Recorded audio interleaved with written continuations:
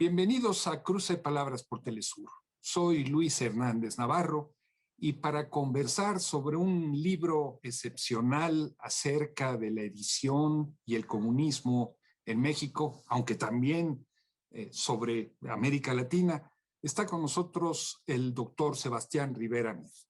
Él es doctor en Historia por el Colegio de México, catedrático, un gran especialista en las izquierdas latinoamericanas de la década de los 20, los 30, los 40, y podemos seguir la lista. Sebastián, muchas gracias por estar con nosotros para comentar este libro que lo presento aquí frente a pantalla, calientito y todo subrayado. Muchas gracias, Luis, por la invitación a conversar y por la presentación. Me sonroja un poco. No, hombre, Sebastián, en la tradición del partido bolchevique, la prensa juega un papel fundamental, ¿no? Desde el por dónde empezar hasta el qué hacer. El partido se organiza alrededor de un órgano de prensa y la literatura, en este caso la literatura en aquel entonces socialdemócrata, después marxista-leninista, desempeñaba un papel fundamental. ¿Podemos decir que esta visión del partido se traslada también a México, se traslada a América Latina, o qué es lo que tú encuentras? Claro, la idea del periódico como el andamio del partido se establece prácticamente desde que inicia el Partido Comunista en México, pero además trae una tradición que viene del siglo XIX, muy importante, de pensar lo que está relacionado con la prensa, mucho más allá del periódico, incorporando libros, incorporando folletos, incorporando panfletos, incorporando afiches, que permitan ejercer tres variables, creo yo, distintas. Que la primera es difundir, que es la más importante, pero no es la única. Y la segunda es fundamentalmente educar. La otra es la otra parte importante en la cual los militantes comunistas van a pensar este mundo del impreso. Y la tercera tiene que ver con algo que se ha olvidado mucho que en los análisis, porque se le presta atención a la idea de la educación o a la idea de la difusión. Pero hay una parte importante y es que el hacer un periódico, el hacer un libro, involucra un trabajo artesanal. Entonces, este uso de la imprenta está conjuntando el trabajo manual, pero también el trabajo intelectual. Entonces, estas dos variables, creo yo que se conjugan de una manera bastante interesante al momento de plantearse la necesidad de imprimir cosas. Es meter las manos, transformarse en un obrero del papel y al mismo tiempo pensar. Entonces, eso es la punto más importante en esa reflexión que hace el mundo comunista en las décadas del 20, 30, cuando están articulando su proyecto editorial. Una de los ejes centrales que tú desarrollas en tu libro es que no se puede pensar la experiencia mexicana solamente dentro de las fronteras nacionales. Se trata de una experiencia básicamente transnacional y te refieres al hablar de transnacional no solamente a la relación con la Unión Soviética, que era el cordón umbilical en aquella época sobre el comunismo, sino sobre América Latina. Y cruzas experiencias de Argentina, de Ecuador, de Chile. ¿Cómo es eso? ¿Por qué haces esa afirmación? Finalmente, el Partido Comunista, o incluso más allá del Partido Comunista, el movimiento comunista, donde hay militantes que a veces son más bien simpatizantes, que se adscriben y se dicen a sí mismos comunistas, pero que en realidad no están dentro del partido mismo, las fronteras para ellos fueron bastante porosas. O sea, un texto que se podía publicar en México podía tener un impacto muy relevante en Chile. Por ejemplo, los militantes del socialismo y del comunismo chileno que van a tener la dirección del partido durante la Unidad Popular en los años 70, la gran mayoría se formó leyendo textos mexicanos. Y así, hay un diálogo constante también con el mundo comunista argentino, qué están publicando, cómo hacemos que esas publicaciones lleguen a México, cómo hacemos que esas publicaciones estén transitando hacia Centroamérica. Y además hay otra variable que es quizás un tanto diferente respecto a los partidos latinoamericanos, a los otros partidos latinoamericanos, que es la relación con Estados Unidos. El Partido Comunista Mexicano tiene un vínculo ahí muy, a veces conflictivo, o a veces de mucho diálogo, o a veces de mucho apoyo, con el norte, que si bien existe esa relación en Chile o en Cuba, en algunos otros países, no es tan visible. Y entonces eso vuelve este proyecto un proyecto transnacional. Además porque está influenciado por la lógica es que también llegan muchos militantes comunistas latinoamericanos a México, se establecen aquí, y una de las variables que yo encontré en el libro, en la investigación, es que lo primero que hacen es insertarse a trabajar en las dinámicas del partido en su aspecto editorial. Los militantes extranjeros no pueden participar en política directamente, pero pueden mantener de alguna manera un lazo con el activismo a partir de estas actividades que desarrollan en el ámbito de la imprenta, por lo tanto publican libros, dirigen incluso algunas editoriales del Partido Comunista, hacen traducciones, que eso es bastante relevante, porque estamos acostumbrados a ver a los traductores, sobre todo a los españoles o a los alemanes, pero uno de los elementos que yo me encuentro es que son los latinoamericanos quizás los más relevantes, hasta por ahí por el 39-40, en el tema de las traducciones. Entonces, es un mundo en realidad que está dando vueltas por el continente completo. No es algo que tenga que ver solo con México, o que se pueda entender solo viendo México. Una de las figuras más interesantes del comunismo mexicano en los primeros años es un estadounidense, no es el único, hay una larga tradición de gente que vino huyendo de la guerra o por otras razones. Me refiero a Bertrand Wolff, el gran amigo de Diego Rivera, que aparece en sus murales incluso al lado de Lenin o de Marx y de Trotsky, ¿no? Él fue delegado del Partido Comunista de México en aquel entonces al quinto Congreso de la Internacional Comunista, y cuenta en su autobiografía cómo al terminar tiene una reunión con el tesorero de la Comintern, Piatnitsky, y le pregunta cuánto dinero necesita. Y entonces Bertrand Wolff comienza a decirle, bueno, mira, nosotros tenemos el problema de que no podemos resolver, de que nuestros campesinos son analfabetos, no tienen dinero, nuestro periódico vale 10 centavos, ellos ganan 40, 50 al día, entonces los tenemos que enviar a los pueblos, y en los pueblos algún comunista nuestro que está letrado se los tiene que leer, y dice, entonces necesitamos algo así como $250 para mandárselos gratis. Después de las cantidades que le pidieron, en otras palabras, rápidamente, hombre, y él viene a México con ese dinero. ¿Cómo es este mundo de un partido que en aquel entonces es básicamente un partido campesino, de analfabetos? ¿Cómo es este trabajo entonces de edición, de literatura, alrededor de esa realidad? ¿Cómo lo explicas tú en tu libro? Durante la década del 30 hay dos etapas, yo establezco. Una etapa primero de este comunismo, del Partido Comunista ilegal, donde está siendo perseguido, y una segunda etapa donde vamos a encontrar lo legal, ya con el cardenismo. En esa segunda etapa van a tener editoriales que van a publicar 1 millón de ejemplares, por ejemplo, que es una cifra sideral incluso para nuestros días, digamos. O sea, no sé si hoy día alguna editorial pueda llegar a publicar 1 millón de ejemplares. Pero esta primera etapa a mí me interesó mucho porque es una etapa donde se persigue mucho a la cúpula dirigente, donde se persigue mucho a los militantes más conocidos del comunismo. Entonces se tiene que producir un efecto de publicaciones muy precarias, de uso del mimeógrafo de manera intensiva, de uso de determinadas publicaciones que se van repartiendo de mano en mano, que se están leyendo algunas veces colectivamente, se leen colectivamente y después se queman para que no los encuentren.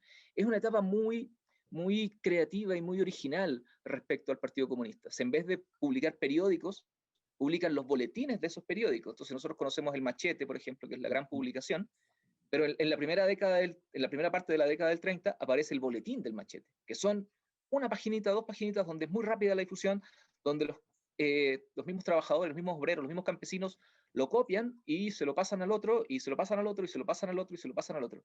Ahí hay un proceso muy rico de creación de estas redes en torno a lo que significa la importancia de la edición. Y el otro esfuerzo, digamos, por un lado tenemos este esfuerzo subterráneo que va por debajo, pero también tenemos un esfuerzo desde arriba que también que es importante incorporar y que va a ser muy importante ya durante el cardenismo, que es finalmente los procesos de alfabetización en los cuales el Estado está impulsando. Este proceso muy rico de la primera mitad de la década del 30, que va a lograr hacer como tener muchas células muy activas, se va a encontrar a finales de la década con esta otra parte, este otro impulso que viene desde arriba, y entonces va a generar todo un mundo de diversidad donde uno encuentra 10, 12 editoriales vinculadas al mundo comunista que, como te digo, están publicando algunas 1 millón de ejemplares, otras que están siendo capaces de difundir sus textos desde Chile, Argentina, Uruguay, Venezuela, Colombia, Ecuador. Yo la verdad me los he encontrado textos prácticamente por todo el continente. Sebastián, tú citas a un clásico de la historia del comunismo mexicano, Barry Carr, para explicarnos las cifras de los militantes, ¿no? 17,000 en el 37, más de 30,000 en el 39. Otro autor, David Fravy, habla de que muchos de esos militantes, 1 de cada 8 por lo menos era maestro, maestro de educación pública básica. ¿Tú encuentras alguna relación entre la circulación de estos libros, de esta propaganda, y el hecho de que una parte de esa militancia se haya para ese momento, en la segunda mitad de la década de los 30, letradas, sean maestros de educación básica, o es un hecho independiente una cosa de la otra? No, es un hecho bastante relacionado. La educación socialista impacta mucho en ambos procesos que de alguna manera no son superpuestos, yo no diría que sean exactamente lo mismo, pero que van teniendo puntos de encuentro en determinados espacios, en determinadas escuelas rurales, en determinadas, no en todas, pero en algunas sí hay un mundo de conexión, y encontramos maestros muy destacados, José Santos Valdés, por ejemplo, que va a estar ahí muy activo, y así encontramos una capa de profesores, maestros que están realmente vinculados al comunismo, que es diferente a otros, tal vez otras militancias. Estos maestros sí tienen un giro, una radicalidad respecto a lo que significa el comunismo muy importante, y van a desarrollar una lógica de la alfabetización, una lógica de comprender, una alfabetización que busca comprender los problemas, una alfabetización que busque en realidad pensar qué está pasando en la Unión Soviética, sino que usan estos textos para tratar de entender lo que está pasando en la sociedad mexicana. A pesar de que muchos de estos son textos realmente de autores soviéticos o de autores que no tienen mucho que uno podría decir, no están muy vinculados con lo mexicano. De los que los toman, los retoman estos textos y logran de alguna manera tratar de explicar lo que está pasando con la reforma agraria, con la educación socialista, con los procesos que se están viviendo durante el cardenismo. Eso es muy interesante. Sebastián, tu libro claramente abarca, como nos lo acabas de decir, 2 momentos en la historia de México y 2 momentos en la historia de la Internacional Comunista, ¿no? En el caso de la Internacional Comunista, el paso de la consigna de clase contra clase, ¿no? A la del Frente Popular, el Frente Amplio. Y en el caso de México, el paso de un gobierno que persigue al partido, lo ilegaliza, al gobierno cardenista con todas sus grandes reformas en el terreno agrario, educativo, energético, etcétera, etcétera. Y nos describes cómo es en el marco del cardenismo que hay un boom en el aparato editorial inspirado en los comunistas, ¿no? Y señalas la experiencia de 2 grandes editoriales. No sé si nos quieras ver un poco cómo es caminar en los 2 pies por parte del partido. Sí, mira, hay un desafío que tiene que ver al dividir la década, con que en la primera parte hay muchísima información, que precisamente porque los archivos del terror, como se han llamado en el continente, los agentes se preocuparon de recabar mucha información. Y hay una segunda etapa que hay mucha menos información porque pues, encontramos que las actividades legales no requieren que la vigilancia mantenga para su archivo determinadas cosas. Entonces, ese fue un desafío interesante al momento de pensar este mundo editorial. Y entonces, ya en esta segunda etapa, me encuentro con un mundo de editoriales. Yo tomé 2 que son tal vez las más importantes, que es una editorial que es semi-periférica al partido, que es Ediciones Frente Cultural, y otra que es la editorial del partido, que es Editorial Popular. Entonces, retomo estas dos experiencias de alguna manera para dar cuenta de dos modelos distintos, pero que en realidad uno podría encontrar 4, 5 o 6 modelos diferentes en los cuales el mundo comunista diversificó su impacto. Esta pluralidad que encontramos en esta época, yo creo que es muy difícil encontrarla incluso después, incluso, no sé, en otros periodos donde el Partido Comunista también tuvo una importancia relevante. Entonces eso me pareció muy, muy interesante y era necesario destacarlo.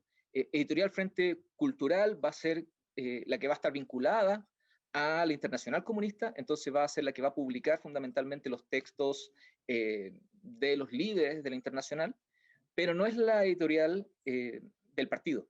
Mientras que la editorial del partido propiamente tal va a ser la que va a difundir, por un lado, a los autores del propio partido, a los dirigentes, a Hernán Laborde, a Campa, por ejemplo, y también es la que se va a abrir un poco hacia la literatura. Entonces ahí hay diferentes formas de enfrentar el problema. Y eso es lo interesante del periodo, que son múltiples formas de enfrentar el desafío que significaba la edición para los comunistas.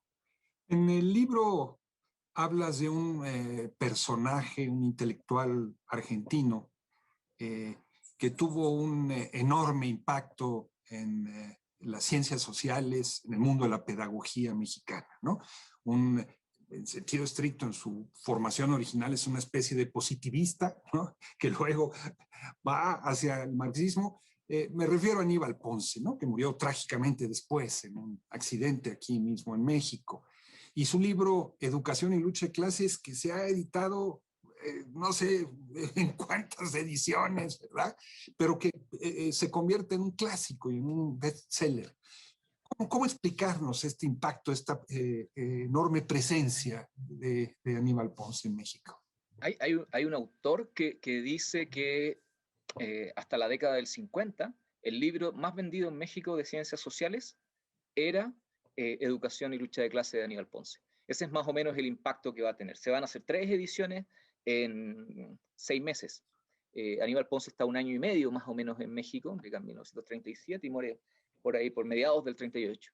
Y es súper interesante porque es un libro, además escrito en el tercer periodo, muy estalinista, muy pensando mucho en la idea de no tener ningún tipo de relación con otras clases que pudieran de alguna manera entorpecer el camino hacia la revolución.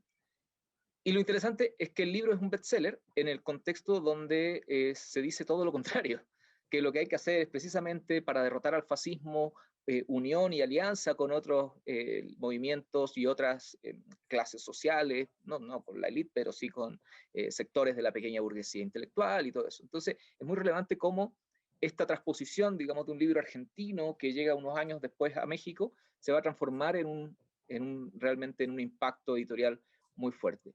Mi explicación tiene que ver fundamentalmente con que llenó un vacío en ese momento en la discusión sobre la educación que nos estaba dando y es un cuestionamiento muy fuerte también al proceso cardenista, a lo que está haciendo Cárdenas. Es una manera de cuestionar desde la izquierda lo que está pasando con la educación socialista. Que finalmente claro, uno tiende a hablar de educación socialista, pero ahí hay que hacer muchos matices respecto a lo que era el socialismo, según Cárdenas, que más bien estaba asociado a unas dinámicas que tienen que ver con el nacionalismo y con ciertas lógicas colectivistas, pero que no son lo que desde Argentina o desde Chile o desde otros países, incluso desde la Unión Soviética, se está pensando como socialismo. Entonces ese debate, esa discusión que aviva Aníbal Ponce también es muy relevante para comprender ese impacto que va a tener. Aníbal Ponce va a publicar finalmente en esos años, en ese año y medio, va a publicar 5 libros en México. Y no solo 5 libros, sino que una veintena de artículos, además tiene una columna regularmente en el Nacional, da clases en la UNAM, da clases en Michoacán, tiene una actividad, un activismo, como la gran mayoría de estos sujetos, irrefrenables, son verdaderos monstruos, digamos, de lo editorial, de la educación, de las conferencias, de todo, están en un constante ir y venir de sus actividades de difusión. Me da la impresión, Sebastián, de que en el libro sea porque no fue importante en la época, o sea porque es una decisión del investigador, no aparece de manera rotunda la literatura soviética. Pienso en libros como El cemento, por ejemplo, o Así se templó el acero, que terminarían teniendo una gran influencia después en los 50 o en los 60. En aquel entonces no se editaban, no circulaban. Para, Que se producen en la Unión Soviética en esa época, ¿no? Es el boom del realismo socialista, 1933 en adelante. para mí fue una sorpresa tampoco encontrármelos en los catálogos de las editoriales. No, la verdad, sí circulan, son libros que existen, que se consultan, que se leen, que todo eso, pero que no están asociados a los catálogos de las editoriales mexicanas, que llegan en versiones hechas en Estados Unidos, sobre todo, después desde el 37 más o menos llegan desde Estados Unidos, un poco antes llegaban desde España, pero no hay realmente edición de literatura soviética en México en ese periodo.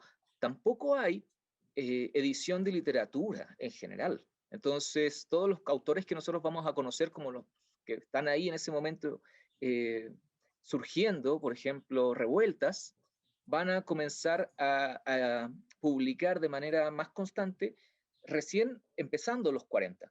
Entonces, Revueltas tiene algunos textos, tiene un libro en los 30 y tiene muchas publicaciones menores, pero libros propiamente tal van a ser recién en una segunda, en la primera mitad, en la primera parte de la década del 40. Entonces es interesante. Es una carencia que el Partido Comunista está permanentemente criticándose. La autocrítica siempre está haciendo énfasis en que no hay una literatura proletaria, que tiene que haber una literatura proletaria, porque pues, también los obreros tienen derecho y tienen que leer literatura, porque no es solo el leer teoría lo que los va a convertir en buenos militantes, sino que también en conocer estas muestras artísticas. Hay una reflexión sobre lo que significa el arte, hay textos sobre arte, sobre lo que significa la literatura proletaria, pero no hay literatura. Eso es un vacío ahí que creo que tenían conciencia de que existía, pero que no fueron capaces de resolver las personas involucradas en este mundo editorial. Y entonces la obra de Mancisidor y de todos los que desde primero de Veracruz, desde Jalapa, y ya después hacia México, algunos de origen estridentista, reivindican como literatura proletaria, tú no la ubicarías en ese marco, en ese cajón, digamos. No, sí, se podría ubicar. Lo que pasa es que esa literatura está saliendo primero en la primera parte por Integrales, por ejemplo, una editorial asociada a este mundo. Exactamente. Y después Mancisidor mismo va a estar publicando cosas sobre Marx, pero van a salir por la SEP. Van a estar saliendo por los canales estatales de publicación o por las editoriales privadas. El mundo de la edición comunista propiamente tal no va a tener mucha influencia en ese otro aspecto de la literatura proletaria que se llamó en los 30. Finalmente, Sebastián, ¿cómo se puede conseguir tu libro para nuestras audiencias en América Latina y en el resto del mundo? Por ahora, la forma más sencilla, más fácil es conseguirlo en Amazon o en la página de la Universidad de North Carolina, que está ahí disponible a la venta. Sebastián Rivera Mir, muchísimas gracias por estar con nosotros en este cruce de palabras. Muchas gracias por la invitación a conversar sobre este tema que a mí me apasiona. Y ustedes, amigos, amigas, muchas gracias por su amable compañía el día de hoy en este apasionante tema y los esperamos la semana que viene aquí por Cruce de Palabras por Telesur. Hasta la próxima.